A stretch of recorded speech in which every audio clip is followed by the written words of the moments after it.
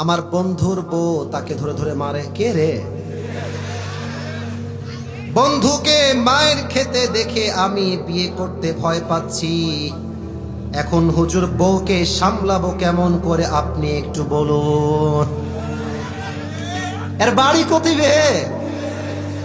মানে প্রশ্নটা হলো ওর বন্ধুকে ওর বন্ধুর বউ মারে, এখন বন্ধুর মায়ের খাওয়া দেখে সে নিজেই বিয়ে করতে ভয় পায়।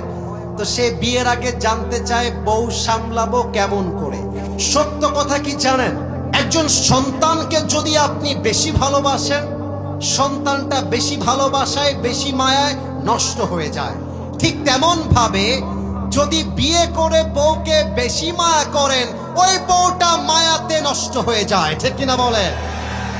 ওরে পাঁচশো রুটে পয়সা নষ্ট, যুবক নষ্ট মদে, ওই সমাজে গ্রাম নষ্ট, খাদক নষ্ট সুদে, টাউনে ঘুরে ছাত্র নষ্ট, কীটে নষ্ট ফুল,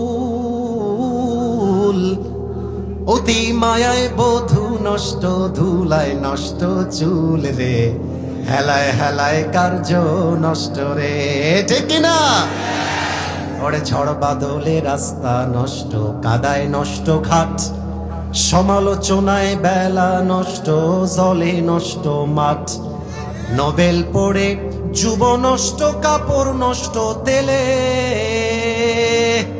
স্বামীর দোষে স্ত্রী নষ্ট, আদরে নষ্ট ছেলে রে, হেলায় হেলায় কার্য নষ্ট রে।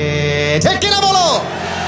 সন্তানকে বেশি মায়া করলে সন্তান নষ্ট হয়ে যায়, আর বউকে বেশি বেশি জান বললে বউটাও মাথায় চড়ে বসে যায়।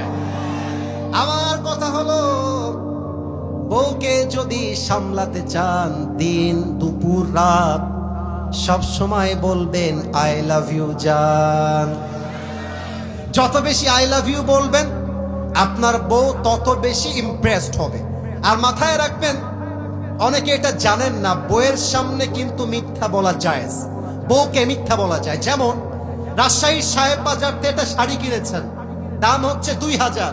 এখন বউকে যদি বলেন 2000 টাকার শাড়ি এটা, বউ বলবে তোমার চয়েস আসলেই খ্যাত গো, তুমি আমার জন্য মাত্র 2000 টাকা শাড়ি কিনেছ। যদি আপনি বলেন 10,000 টাকা, যদিও দেখতে খারাপ, বউ বলবে যেহেতু 10,000 তাহলে মনে হয় আসলেই ভালো হবে। ঠিক কিনা বলে?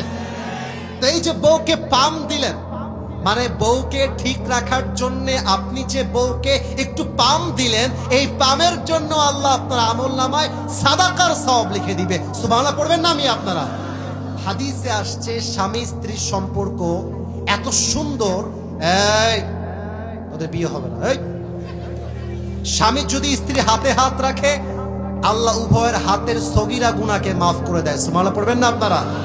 অতএব বউ যদি সামলাইতে চান, বউকে প্রশংসা করতে হবে, বউকে ভালোবাসতে হবে।